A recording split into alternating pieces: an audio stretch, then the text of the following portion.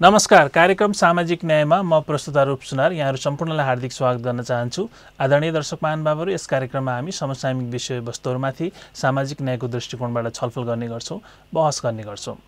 नेपालमा सीमान्तकृत समुदायलाई राज्यले नै नीति निर्माण गर्ने तहदेखि कार्यान्वयन गर्ने प्रणालीबाट निरन्तर रूपमा बहिष्करणमा पारेको कारण ती समुदायको प्रतिनिधित्व वृद्धिका लागि आरक्षण सम्बन्धी नीति लागू गरेको हो। थाई सरकारको रूपमा लिइने निजामती सेवामा पनि केही वर्षदेखि दलित, महिला, आदिवासी जनजाति, मधेसी लगायत बहिष्करणमा पारिएका समुदायलाई सीमित मात्रामा आरक्षण कोटा निर्धारण गरिएको छ। यद्यपि सबैभन्दा बहिष्करणमा पारिएका दलित समुदायको प्रतिनिधित्व अहिले पनि करिब 2% हाराहारी मात्रै छ।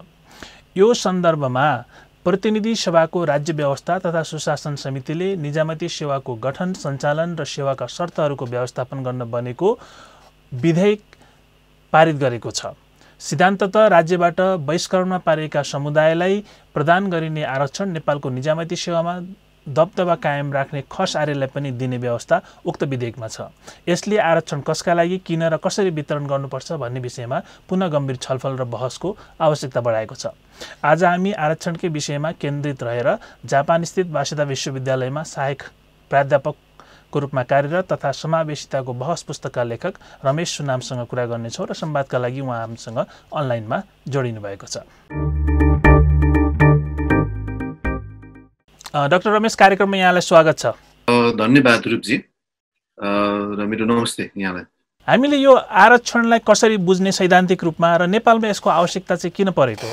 अब आरक्षणलाई हामीले चाहिँ कसरी बुझ्नुपर्छ जस्तो लाग्छ भने नेपालको परिप्रेक्ष्यमा खास गरेर नेपाल एउटा चाहिँ जात व्यवस्थामा आधारित समाज हो र यो जात व्यवस्थाको कारणले गर्दाखेरि केही जात समूह जहिले पनि राज्यको संरक्षणमा रहने र जो मैले 400 भन्ने गरेको छु, सम्पत्ति, सम्मान, शिक्षा र शासनमा केही समूहको जातको वर्चस्व रहिरहेको अवस्था अहिलेसम्म पनि विद्यमान छ। त्यो भएको भएर खास गरेर दलित र सीमान्तकृत समुदायहरू, महिला, जनजाति, थारू, मुस्लिम समुदायहरू यो बहिष्करणमा धेरै हदसम्म परेको अवस्था छ। त्यो बहिष्करणलाई सम्बोधन गर्ने एउटा उपाय आरक्षण नेपालको परिप्रेक्ष्यमा र दोस्रो कुरा त अहिले संविधानसँग जोड्दाखेरि संविधानमा नै व्यवस्था छ समानुपातिक समावेशिता भनेर र त्यसलाई सम्बोधन गर्नुपर्ने पनि आवश्यकता भएको भएर यो आरक्षण नेपालको सन्दर्भमा धेरै महत्त्वपूर्ण छ र यो आवश्यकता पनि अहिले नेपालको बहिष्करण र समावेशिताको अवस्थालाई हेर्दाखेरि। आरक्षणको जुन आवश्यकता छ र यसको जुन औचित्य छ जसलाई टेकेर हामीले यो आरक्षण व्यवस्था नेपालमा लागू भएको छ, के यो कार्यान्वयनमा जाँदै गर्दा यसको सही किसिमले कार्यान्वयन भएको देख्नु भएको छ यहाँले? अब धेरै हदसम्म सुरुवाती चरणमा यो कार्यक्रमलाई धेरैले प्रशंसा पनि गरेका छन् र सरकारी प्रतिवेदनहरूले पनि यसको प्रशंसा गरेको पाइन्छ। तर बीचमा यसलाई धेरै विरोध गर्ने विभिन्न कोणबाट प्रयासहरू भए र यो जसरी यसलाई डिजाइन गरिनु पर्थ्यो आरक्षणलाई त्यसरी हुन सकेन। उदाहरणको लागि आरक्षण व्यवस्था भनेको जो धेरै बहिष्कृत हो, जसको प्रतिनिधित्व जनसङ्ख्याको अनुपातमा धेरै कम छ, त्यस्ता समूहहरूलाई लाभान्वित गराउने यो एउटा पोलिसी टुल हुनु पर्थ्यो। त्यस्तो भएन। खास गरेर नेपालमा समावेशिताको अवस्था हेर्दा दलित, थारू, मुस्लिम समुदायहरू अन्य सीमान्तकृत समुदायभन्दा धेरै बहिष्कृत र विभेद संरचनागत हिंसा भोगेका समूहहरू हुन्। उनीहरूलाई बढी आरक्षण दिनु पर्थ्यो, तर त्यसो हुन सकेन। त्यसैले मैले भन्ने गरेको छु दुईवटा आधारहरू महत्त्वपूर्ण हुन्छन् आरक्षणमा। एउटा हालको समावेशिताको अवस्था, प्रतिनिधित्वको अवस्था, र दोस्रो भनेको समूह, विभिन्न समूहहरूले, सामाजिक समूहहरूले भोगेको विभेद, बहिष्करणको गहिराई, कसले कति विभेद भोग्यो, त्यो पनि आरक्षण डिजाइन गर्दाखेरि यस्ता कुराहरूलाई सम्बोधन गरिनु पर्थ्यो, त्यो हुन सकेन। त्यो नभएको भएर यो आरक्षणले को जुन प्रभाव पनि केही हदसम्म सकारात्मक परेको छ, तर यसलाई अझ बढी सीमान्तकृत मुखी बनाउन सकिन्थ्यो। अब यो आरक्षणको कुरा गर्दै गर्दा नेपालमा एक किसिमको भाष्य निर्माण गरिएको छ। के निर्माण गरिएको छ भने आरक्षणबाट आएका जुन उम्मेदवारहरू हुन्छन् उनीहरू तुलनात्मक रूपमा अरूभन्दा कमजोर हुन्छन् भन्ने किसिमको एउटा जबरजस्ती भाष्य निर्माण गर्न खोजिरहेको छ। यो भाष्य निर्माणको राजनीति चाहिँ यहाँले के देख्नुहुन्छ? यस्तो छ रूपजी, यो धेरै गम्भीर प्रश्न उठाउनु भयो र धेरैले सामाजिक सञ्जाल अनि सरकारी प्रतिवेदन र यो जुन डिस्कोर्स छ, पब्लिक डिस्कोर्समा यो आउने सवाल हो। यो सवाल को अलिकति हामीले पृष्ठभूमि हेर्नुपर्ने हुन्छ, यसलाई कसरी बुझ्ने भनेर। यो खास गरेर सीमान्तकृत समुदायको पनि एलिटले पाइराखेको भन्ने विषयलाई पहिलो त आरक्षण के हो भनेर मैले अघि पनि भने, आरक्षण भनेको यो कुनै गरिबी निवारण कार्यक्रम होइन। पहिलो कुरा सैद्धान्तिक हिसाबले खास गरेर यसले समावेशिता बढाउने हो। तर त्यति हुँदाहुँदै पनि खास गरेर अझ विपन्न समुदायलाई यसबाट फाइदा पुर्याउनुपर्छ भन्ने जुन आशय राखिएको छ त्यसको म सराहना नै गर्छु, त्यो राम्रो कुरा हो। तर अब फेरि पनि महत्त्वपूर्ण कुरा के छ भने के साँच्चै यो जुन भाष्य निर्माण भएको छ दलित, जनजाति, मधेसीका विपन्न वर्गहरूलाई नै फाइदा पुर्याउनलाई यो भाष्य निर्माण गरिएको हो वा समग्र आरक्षणलाई नै विरोध गर्नको लागि यो भाष्यको निर्माण गरिएको, यो छुट्याउनु पर्ने आवश्यकता हुन्छ। तपाईँले म के पनि भनौँ भने यो खास गरेर कर्मचारी तन्त्रमा लोकसेवा आयोगले जुन परीक्षाहरू गर्ने गर्छ त्यसको लागि शैक्षिक योग्यताहरू आवश्यकता पर्छ, न्यूनतम शैक्षिक योग्यता। अब अहिले भनिरहेछ गरिबीको रेखामुनि रहेका व्यक्तिहरूलाई आरक्षण दिनुपर्छ भनिन्छ। सुन्नुहोस् है, अब हामीले के हिसाब निकाल्नु पर्ने हुन्छ भने यो कार्यान्वयन हुन्छ कि हुन्न भनेर बुझ्नको लागि के गरिबीको रेखामुनि रहेका कति समूहहरू, खास गरेर अझ दलित, थारू समुदायका व्यक्तिहरूले स्नातक अध्ययन गरेका हुन्छन्, यो बुझ्नुपर्ने हुन्छ। त्यो भएको भएर यो भाष्य यदि हामीले विपन्नलाई दिने ठिक छ, प्राथमिकतामा राख्न सक्यो, तर विपन्नलाई मात्र दिनुपर्छ भनियो भने यो कार्यान्वयनमै जाँदैन। किनभने योग्य उम्मेदवार नभएपछि ती सिटहरू खाली जान्छन्। ती सिटहरू खाली गइसकेपछि फेरि पनि हिजोदेखि जुन समूह त्यसबाट लाभान्वित भएको छ उनीहरू नै हुने सम्भावना देखिन्छ। त्यो भएको भएर यो भाष्यलाई हामीले यसको कार्यान्वयनको पक्षबाट र यसको पछाडि पर्दा पछाडिका चाहिँ जुन झेली, जुन शासक वर्गले अहिलेसम्म जुन झेली भन्ने गरेको छु, झेल गर्दै आइरहेको छ, त्यसको कसीमा राखेर यसलाई हामीले हेर्नुपर्छ। अब यो भाष्यको कुरा गर्दै गर्दा मैले फेरि यहाँनिर अर्को प्रश्न सोध्न चाहेँ। यहाँले एउटा कुरा त तोकिएको जुन निर्दिष्ट समुदाय छ त्योभित्रको पनि पिडमा रहेकालाई अवसर दिनुपर्छ भन्ने किसिमको एउटा भाष्य निर्माण छ भने अर्को रिजर्भेसनबाट आएको जो उम्मेदवार हुन्छ अरूभन्दा तुलनात्मक रूपमा ऊ चाहिँ कमजोर हुन्छ भन्ने किसिमले, जबकि उसले पनि अरूले दिएको परीक्षा पास गरेर आएको, न्यूनतम शैक्षिक योग्यता उसको पनि मिलेको हो होइन।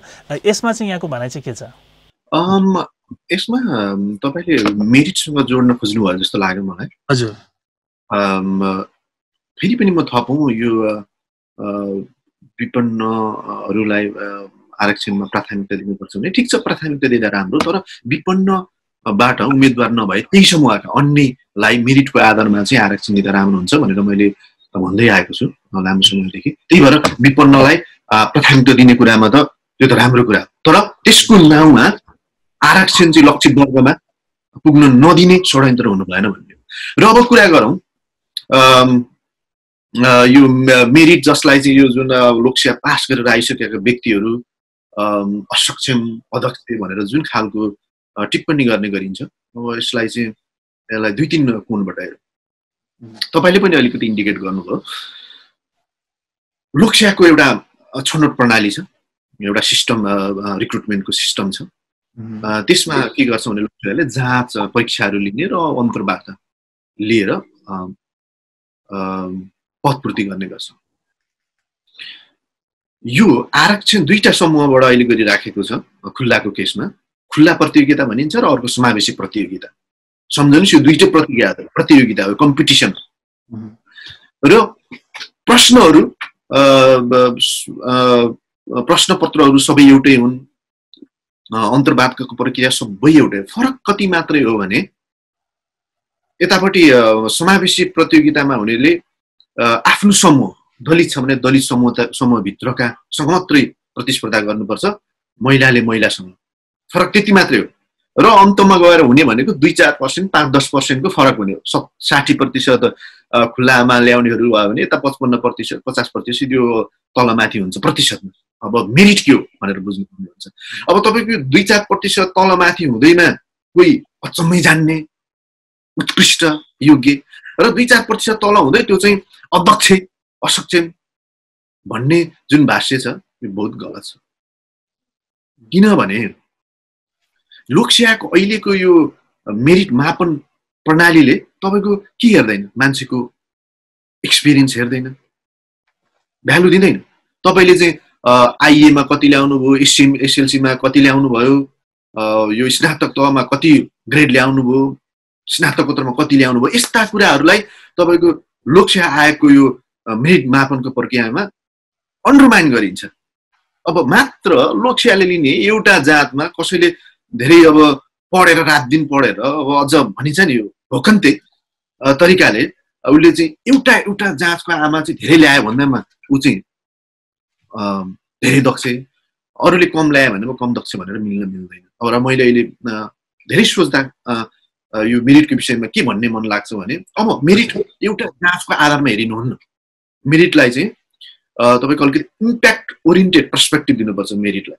त्यो भनेको के हो भने त्यहाँबाट जाँच भएर पास भइसकेपछि अझ यसलाई कसरी बुझ्यो भने यो लोकसेवाको प्रक्रियालाई यो मेरिट छान्ने, मेरिट मापनको प्रक्रिया भनेर मैले बुझ्दिनँ। यो मात्र के हो भने योग्य मान्छेहरू धेरै हुन्छन् जागिर खाने सरकारी कर्मचारी तन्त्रको लागि, पढेका मान्छेहरू, योग्य मान्छेहरू। किन तर अब राज्यलाई चाहिने, सरकारलाई चाहिने भनेको त कर्मचारी तन्त्रमा चाहिने भनेको सीमित पद पूर्ति गर्नुपर्ने हुन्छ। त्यही भएर केही प्रक्रिया लाएर त छान्नु पर्यो, सबैलाई जागिर दिन सकिँदैन। त्यो भएर यसलाई चाहिँ सामान्य यो चाहिँ छनौट प्रक्रियाको रूपमा बुझ्नुपर्छ, ताकि यसलाई चाहिँ यो मेरिट मापनको उत्कृष्ट विधि भनेर यसलाई बुझ्यौँ भने हामी गलत हुन्छ। र अब हामीले हेर्नुपर्ने प्रभाव कहाँ हो भने अहिलेसम्म मेरिट अहिलेसम्म 2064-65 भन्दा अगाडिसम्म त खुल्ला प्रतियोगिता मात्रै लिएको थियो नि, समावेशी प्रतियोगिता थिएन। त्योभन्दा अगाडि नेपालको चाहिँ सुशासनको अवस्था के थियो, गरिबीको अवस्था के थियो, स्वास्थ्य क्षेत्रमा अवस्था थियो, त्यसरी हेरौँ न कि परिवर्तन अन्य देशको तुलनामा हाम्रो कस्तो अवस्था छ, नाजुक अवस्था छ, किन भयो भनेर भन्दाखेरि यो लोकसेवा आयोगले लिने परीक्षालाई मात्रै योग्यता मापनको अकाट्य प्रमाण लिनुमा पनि यसको दोष छ, त्यता पनि दिन सकिन्छ। र अर्को भनेको चाहिँ अब मेरिटोक्रेसीलाई मैले अघि भने इम्प्याक्ट ओरिएन्टेड पर्सपेक्टिभबाट हेर्नुपर्छ। त्यो भनेको अब लोकसेवा पास गरिसकेपछि आफ्नो कार्यक्षेत्रमा कसले राम्रो काम गरे, जनतालाई उनीहरूले कसरी व्यवहार गरे,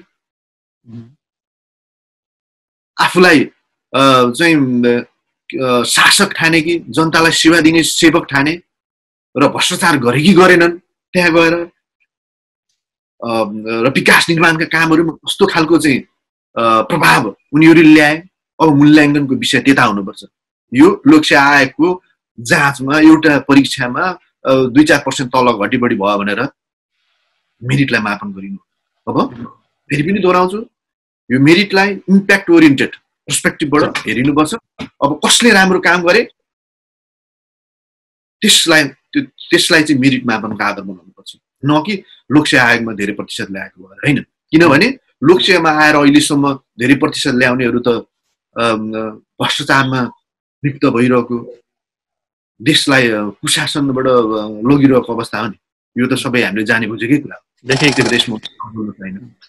अब अर्को प्रश्न चाहिँ मैले यहाँलाई के गर्न चाहेँ भने जस्तो नेपाल यो के प्रतिनिधि सभाको राज्य व्यवस्था तथा सुशासन समितिले भर्खरै निजामती सेवाको गठन, सञ्चालन र सेवाकर शर्तहरूको व्यवस्थापन गर्न बनेको विधेयक जुन पारित गरेको छ, यो दलितको दृष्टिकोणबाट हामीले त्यहाँभित्र भएको आरक्षणको व्यवस्था चाहिँ के छ र दलितको दृष्टिकोणबाट हामीले त्यसलाई कसरी बुझ्नुपर्छ?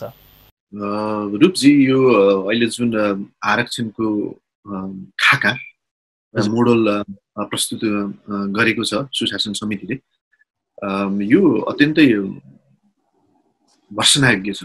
तपाईले चाहिँ सामाजिक न्यायको दलितको मात्र पर्सपेक्टिभबाट होइन, ओभरअल एउटा चाहिँ सामाजिक न्यायको पर्सपेक्टिभबाट हेर्दाखेरि, किनभने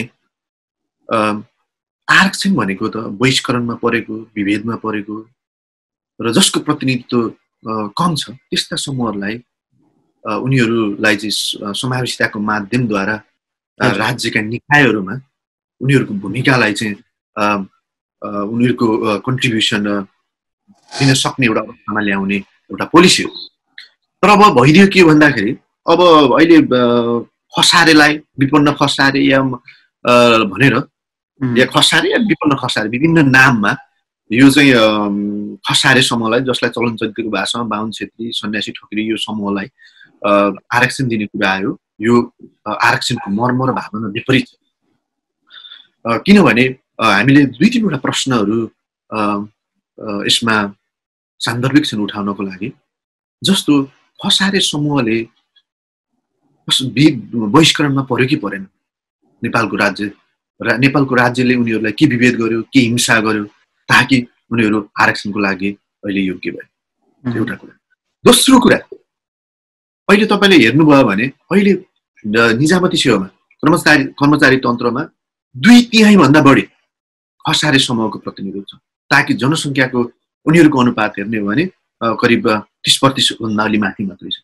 त्यही भएर अहिले नै 2/3 भन्दा बढी र अझ माथिल्लो निकायमा, अझ राजपत्राङ्कित द्वितीय, प्रथम यस्ता श्रेणी अनि सचिवहरू तहमा हेर्ने हो भने त 85% भन्दा बढी यही खसारे समूहको प्रतिनिधित्व छ।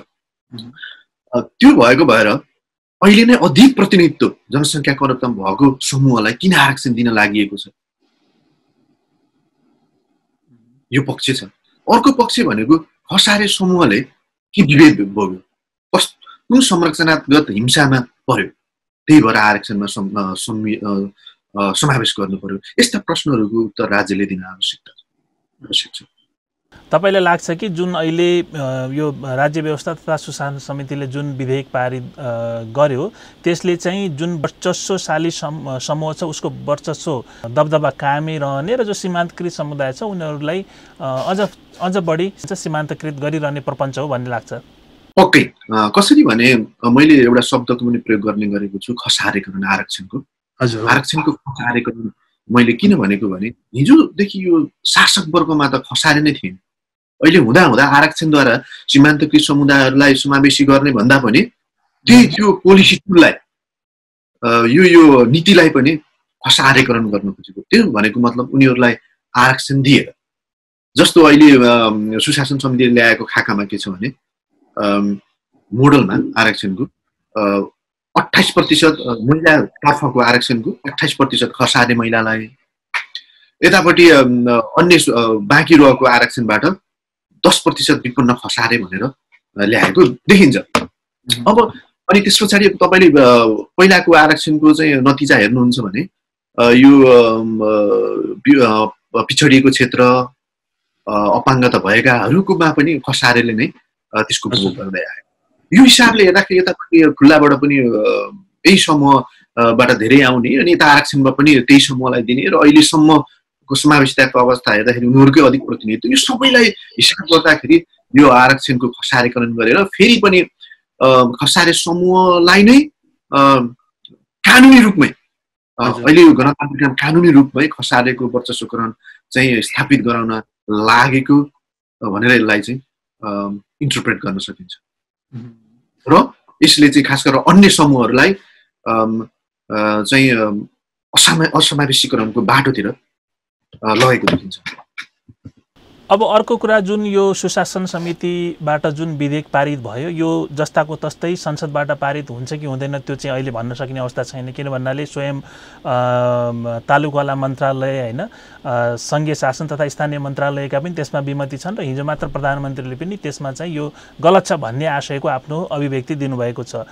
कथम कदाचित यो जस्ताको तस्तै संसदबाट पनि पारित भयो भने त्यसका कन्सिक्वेन्सेसहरू, प्रभावहरू दलित समुदायमाथि के पर्ने या सिङ्गो समुदायमाथि, सिङ्गो नेपालको शासन प्रणालीमा के पर्ने देख्नुहुन्छ?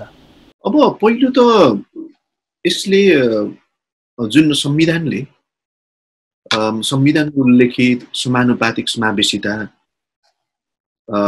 जुन सुनिश्चित गर्ने एक खालको संकल्प गरेको छ संविधानले, त्यो नहुने हुन्छ। किनभने खसारे समूहको प्रतिनिधित्व सधैँ बढिराख्ने र अन्य समुदायको सधैँ तल भइराख्ने, किनभने यसको डिजाइन नै त्यसरी गरियो। त्यही भएर समावेशितामा यसले चाहिँ ठुलो असर पार्नेछ।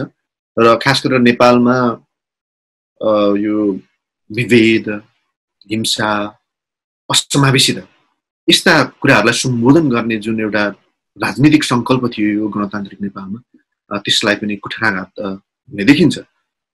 र यसले चाहिँ मलाई के लाग्छ भने हिजो जुन खसारे समूहले नै आरक्षणको विरोध गर्थ्यो, अहिले त्यही समूह नै यो आरक्षणको सपोर्टमा लाग्नु र सीमान्तकृत समुदायहरू यसबाट कम लाभान्वित हुनु भनेको यो एकदमै दुःखद पक्ष हो। र सामाजिक न्यायको हिसाबले भन्दाखेरि यो चाहिँ यो कदम यो राष्ट्रको लागि, समावेशिताको लागि, सामाजिक न्यायको लागि खतरा हो। र यसले सामाजिक द्वन्द्व झन्मिम्ताउने खतरा देखिन्छ।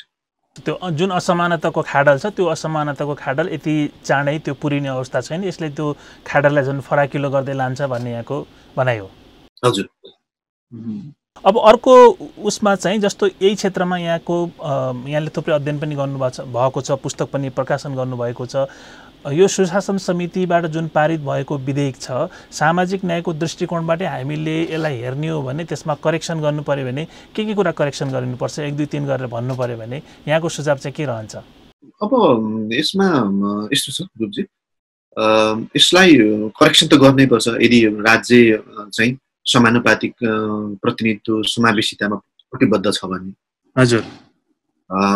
पहिलो भनेको त एउटा यो आरक्षण डिजाइन समावेशिताको मोडल तयार गर्ने केही प्रिन्सिपलहरू हुन्छन्, त्यसलाई आत्मसात गरेर त्यो अनुसार अगाडि बढ्नु पर्यो। त्यो भनेको के हो भने आरक्षणका आधारहरू के हुने भनेर तय गर्नु पर्यो।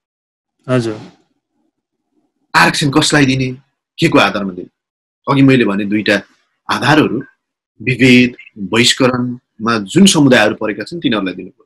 र त्यो के को आधारमा दिनु पर्यो भने हालको समावेशिताको आधार हेर्नु पर्यो, जसको जनसङ्ख्याको आधारमा अहिले नै समानुपातिक प्रतिनिधित्व छ भने त्यस्ता समूहहरूलाई दिनु भएन। मैले खसारेको विरोध गरेको होइन, खसारेको पनि जनसङ्ख्याको आधारमा समानुपातिक प्रतिनिधित्व नभएको भए उनीहरूलाई समावेश गर्दा फरक पर्दैन।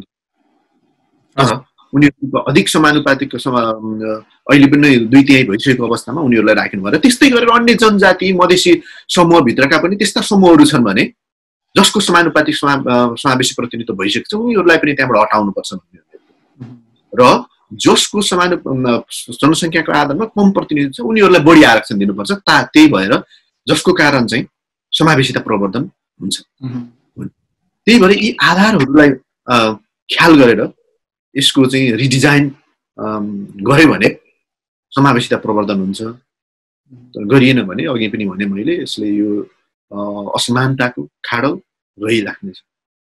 र तपाईँलाई थाहा नै छ अहिले असमानता भनेको यो इनइक्वालिटी भनेको त अब ग्लोबलाइजेसन संसारभरि सोसियो इकोनोमिक इनइक्वालिटी को मुद्दा बहस भइरहेको अवस्थामा नेपालमा पनि धेरैले यो बहसमा भाग लिएको देखिन्छ। त्यस्तै गरेर यो एउटा पुस्तकको वाइ नेसन्स फेल एसिमोग्लु रबिन्सनको धेरै नेपालका विज्ञहरूले कोट गरेको देखिन्छ। उनीहरूले पनि एउटा लेखमा भनेका छन् कि अब यो असमानतालाई सम्बोधन गर्न आरक्षण जस्तो एउटा खाका अमेरिकालाई पनि आवश्यकता भएको छ भने उनीहरूले लेखेका छन्। तर नेपालमा यो कुरालाई खासै फोकस गरिएको छ। त्यस्तै गरेर अहिले तपाईँले हेर्नुभयो भने यो थोमस पिकेटीको नयाँ पुस्तक क्यापिटल एन्ड आइडियोलोजीमा पनि उनले इन्डियाको रिजर्भेसन सिस्टमलाई असमानतालाई सम्बोधन गर्ने एउटा महत्त्वपूर्ण पोलिसी टुल भनेर उनले प्रशंसा गरेका।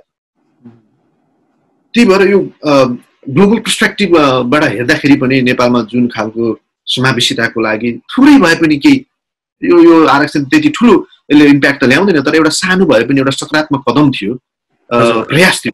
र यसलाई चाहिँ झालझेलको हिसाबले झालझेलपूर्ण हिसाबले यसलाई खोक्रो बनाउन खोजिएको छ। दुःखदायी कुरा। डेफिनेटली अहिले जुन यहाँले भन्नुभयो असमानता विश्वभरि नै यो असमानता एकदमै ठुलो इस्यु भएर आइरहेको छ र यहाँले अघि जिकिर गर्नुभएको जुन वाइ नेसन्स फेल छ र थोमस पिकेटीको पनि जुन पुस्तक छ त्यसमा पनि यसो सरस्वती हेर्दा पनि के बुझिन्छ भने जबसम्म हाम्रा इन्स्टिट्युसन्सहरू इन्क्लुसिभ हुँदैनन् तबसम्म हामीले त्यो प्रोस्पेरिटी त्यो ग्रोथ गर्न सक्दैनौँ भन्ने उनीहरूको भनाइ छ। र यहाँलाई के लाग्छ जुन नेपालमा अहिले एउटा यो मेरिट मैले फेरि त्यही मेरिटसँग जोड्न खोजेँ, मेरिटको एउटा कन्सेप्ट छ नि, यसबाट हामीले मेरिटबाट हामीले चाहे त्यो कर्मचारी तन्त्रमा होस् या समाजमा होस् या युनिभर्सिटीमा होस् त्यहाँ चाहिँ डाइभर्सिटी र इन्क्लुजन को पक्षमा डिपार्चर गर्नुपर्ने बेला भएको हो या त्यो गर्न ढिलो भइसकेको छ? सरकारको त्यस्तो अरू उदाहरणहरू बेस्ट प्र्याक्टिसेसहरू के छन् त्यो फिल्डमा? यस्तो छ अरुणजी, अब नेपालमा अघि पनि भने मेरिटको बुझाइ यति कमजोर छ कि 2-4% तलमाथि हुने बित्तिकै कोही धेरै जान्ने र कोही 4% कम ल्याउने बित्तिकै कम जान्ने भन्ने बुझाइ एकदमै निम्छरो अनि बुझाइ हो। र मैले अघि भने इम्प्याक्ट कसले राम्रो काम गर्यो त्यसलाई आधार बनाएर यो मेरिटलाई हेर्नुपर्छ भने। र तपाईँलाई पनि थाहा नै होला यो राइज अफ मेरिटोक्रेसी जसलाई माइकल युङले लेखे, त्यो बेलामा यो उनले चाहिँ मेरिटोक्रेसीलाई त्यतिखेर नै उनले भनेका थिए कि यसले चाहिँ खास गरेर इनइक्वालिटी अनि एलिटिजम बढाउँछ भनेर भनेका थिए। वास्तवमा नभन्दै त्यो देखिन्छ अहिले संसारभरिमा। र मेरिटलाई अब तपाईँले भने जस्तो यो डाइभर्सिटीसँग चाहिँ कम्बाइन गर्न सकिने या मेरिटोक्रेसी मार्फत चाहिँ हामीले इन्क्लुजन, सोसल इन्क्लुजन र इनइक्वालिटीलाई एड्रेस गर्न सकिन भने यसले त प्रोस्पेरिटी जुन खालको हामीले नेपालमा भन्ने गर्छौँ यो चाहिँ विकास र समृद्धि प्रोस्पेरिटी भन्छौँ त्यो हासिल नहुने रहेछ भन्ने त यो संसारको उदाहरणले देखिसक्यो। त्यही भएर अब फेरि पनि म भन्छु यो जुन नेपालको रिजर्भेसन जुन आरक्षण छ यो मेरिटोक्रेटिक सिस्टमै हो। यसमा चाहिँ तपाईँको यो लोकसेवा आयोगको परीक्षामा फेल भएका व्यक्तिहरूलाई लोकसेवा आयोगले चाहिँ जागिर दिँदैन। त्यस्तै गरेर न्यूनतम शैक्षिक योग्यताहरू सबैले पुरा गरेकै हुनुपर्छ। यी सबै आधारलाई हेर्दाखेरि नेपालको जुन यो रिजर्भेसन सिस्टम छ जसलाई मैले मेरिटोक्रेटिक इन्क्लुजन पनि भन्ने गरेको छु यो मेरिटोक्रेटिक नै हो। र मात्र के हो भने तपाईँले अघि उठाउनु भएको जुन डाइभर्सिटी भन्ने छ अहिले धेरै सङ्घ संस्थाहरू अन्तर्राष्ट्रिय सङ्घ संस्थाहरूले अर्गनाइजेसनहरूले यसलाई प्र्याक्टिस गरिरहेका छन् कि आफ्नो कसरी वर्क फोर्सको डाइभर्सिटी बढाउने। र नेपालमा पनि यो रिजर्भेसनलाई एउटा चाहिँ डाइभर्सिटी चाहिँ स्ट्रेन्थन गर्ने टुलको हिसाबले पनि यसलाई बुझ्न सकिन्छ। त्यही भएर डाइभर्सिटीले के ल्याउँछ भन्दाखेरि किनभने डाइभर्स कम्युनिटीबाट आउने मान्छेहरू उनीहरूसँग फरक खालको एउटा चाहिँ सांस्कृतिक दृष्टिकोण हुन्छ, भाषागत कम्पिटेन्सी हुन्छ, उनीहरूले आफ्नो समाजलाई बुझेका हुन्छन् र खास गरेर अलिकति इन्क्लुसिभ पोलिसी मेकिङमा उनीहरूको चाहिँ कन्ट्रिब्युसन हुन्छ। त्यो भएर यो नयाँ खालको मेरिट आउने भयो ती आरक्षणबाट आउने व्यक्तिहरूले आफूसँग भएको ज्ञानहरू ल्याएर उनीहरूले चाहिँ कन्ट्रिब्युसन गर्नको लागि यसले सहयोग पुर्याउनु भयो आरक्षण। हामीले त्यसरी बुझ्नुपर्छ र धेरै फाइदा छ।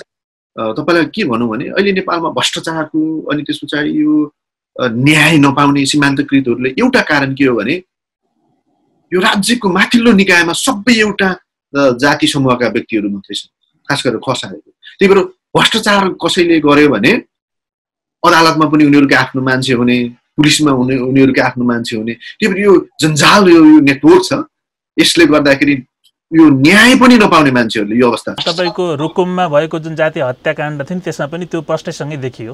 हजुर, अब तपाईँले यो उदाहरण पनि ल्याउनु भयो, त्यहाँ पनि भइदियो के भने अब त्यत्रो मान्छेहरू मारेका छन् तर सिडिओदेखि लिएर जिल्ला प्रहरी प्रमुखदेखि लिएर सबैले यो घटनालाई कसरी तोडमोड गरेर दोषीलाई उम्काउन नसके पनि कसरी चाहिँ सजाय कम दिलाउन सकिन्छ भनेर यो विभिन्न बाटाहरू खोजिन्। यसको पछाडिको कारण के हो भने यो राज्य संयन्त्रमा सीमित वर्गको समूहका व्यक्तिहरू हुँदाखेरि सुशासन पनि असर पर्दो रहेछ, सामाजिक न्यायमा असर पर्दो रहेछ। त्यही भएर यो सामाजिक न्यायको लागि, सुशासनको लागि, देशको समृद्धिको लागि पनि यो समावेशिता आवश्यकता देखिन्छ। अब यो निजामती क्षेत्रमा पनि यो जातीय विभेद देखिने गरी नदेखिने गरी त्यहाँभित्र त्यो विद्यमान छ। मैले यहाँलाई एक दुईवटा उदाहरण दिनु पर्यो भने जस्तो केही अघिसम्म दलित समुदायबाट सबैभन्दा माथिल्लो तहमा पुग्ने 2 जना सहसचिव हुनुहुन्थ्यो र 2 जना सहसचिवको जुन प्लेसमेन्ट थियो त्यो कर्णाली प्रदेशमा गरिएको थियो। एउटा पक्ष त्यो भने अर्को पक्ष त्यसमध्येको एकजना सचिवको लागि बढुवा सिफारिसमा 2 नम्बरमा हुनुहुन्थ्यो, तर उहाँले नपाएर 3 नम्बरमा रहेको व्यक्ति आखिर सचिवमा बढुवा भयो। भनेपछि जातीय विभेद त्यहाँभित्र पनि देखिने नदेखिने किसिमले उपस्थित छ र त्यहाँभित्र रहेका जुन यो समुदायलाई प्रतिनिधित्व गर्ने युवा हुनुहुन्छ उहाँलाई के भन्नुहुन्छ यहाँले? तपाईँले राम्रो विश्लेषण गर्नुभयो रूपजी। वास्तवमै जाति विभेदको शिकार निजामती कर्मचारी जो चाहिँ आरक्षणबाट गएका छन् उनीहरूले पनि भोगिरहेको अवस्था हो। यो देखिन्छ, यो छर्लङ्गै छ। खास गरेर सरुवा बढुवा कार्य मूल्याङ्कनमा आरक्षणबाट गएकाहरूलाई अलिकति गलत दृष्टिले हेर्ने, जुन मेरिटको गलत व्याख्या गरेर जुन हेर्ने एउटा कल्चर छ निजामती सेवाभित्र, त्यो गलत छ र त्यसको कारणले गर्दाखेरि खास गरेर सीमान्तकृत समुदायका कर्मचारीहरू पीडित छन्। र तपाईँले भने जस्तै यो बढुवामा खास गरेर तपाईँले जुन उदाहरण दिनुभयो यो एउटा चाहिँ त्यहाँ एउटा सिस्टम नभएको होइन छ, सिनियरिटीको आधारमा कार्य मूल्याङ्कनको आधारमा गर्ने भन्ने छ। तर अब नेपालमा जब यो बढुवा सरुवाको कुरा आउँछ यसमा राजनीतिक हस्तक्षेप, आफ्नो मान्छे, अनि त्यस पछाडि कुन पार्टीसँग बढी नजिक छ, पार्टीको इन्फ्लुएन्स, यी कुराहरू मेजर हुन्छ, मेरिट मेजर हुँदैन। त्यसको कारणले गर्दाखेरि जो योग्य छ, जसले काममा राम्रो गर्न सक्छ, पर्फर्मेन्स राम्रो छ, उनीहरूले अवसर नपाइरहेको अवस्था हो। र यसमा फेरि पनि जोडौँ, मेरिटकै कुरा आउँछ। मेरिटलाई मैले अघि भने इम्प्याक्ट कसले पार्न सक्यो, प्रभाव राम्रो काम कसले दिन सक्यो, त्यसको आधारमा हेर्नुपर्छ भनेर। र यसमा जोड्ने कुरा के छ भने यो जुन लोकसेवा आयोगले जुन कर्मचारी छनौट गर्छ समावेशी प्रतियोगिता र खुल्ला भनेर, यसबाट जानेहरू सबै योग्य नै हो, 2-4% ख्याल गर्नुहुन्न। र अर्को यहाँ तपाईँलाई जोडौँ, तपाईँलाई थाहा नै छ होला अदालतमा, सर्वोच्च अदालतमा कसरी न्यायाधीश छानिन्छन्, लोकसेवा आयोगकै पदाधिकारी कसरी छानिएका छन्, त्यसलाई हामीले कम्पेयर गरेर हेर्नुपर्छ। कम्पेयर गरेर हेरौँ एकचोटि। लोकसेवाबाट आरक्षणबाट जाने कर्मचारीले परीक्षा दिन्छन्, इन्टरभ्यू दिन्छन्, कसैको कुनै पार्टीका मान्छे भएर होइन, त्यहाँ योग्यता र क्षमताका आधारमा कम्पिटिसन गरेर उनीहरूले प्रवेश गर्छन् कर्मचारी तन्त्र।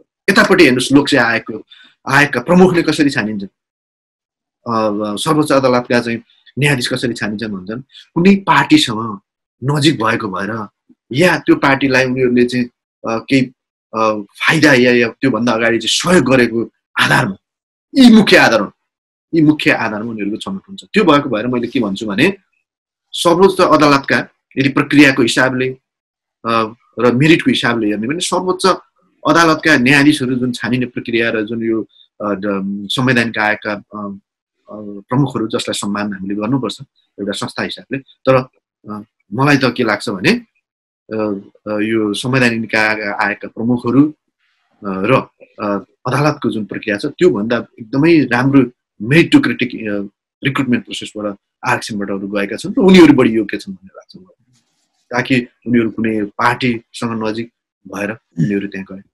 रमेश जी, यहाँलाई यहाँको समयको लागि धेरै धेरै धन्यवाद। Thank you. जुन यो विषयमा महत्त्वपूर्ण विषयमा कुरा गर्ने अवसर जुटाइदिनु भयो त्यसको लागि। आदरणीय दर्शक महानुभावहरू, आजको कार्यक्रम हामी यही समापन गर्छौँ। अर्को हप्ता अर्को व्यक्ति र सन्दर्भसहित उपस्थित हुने नै छौँ। अहिलेलाई बिदा दिनुहोस्। नमस्कार।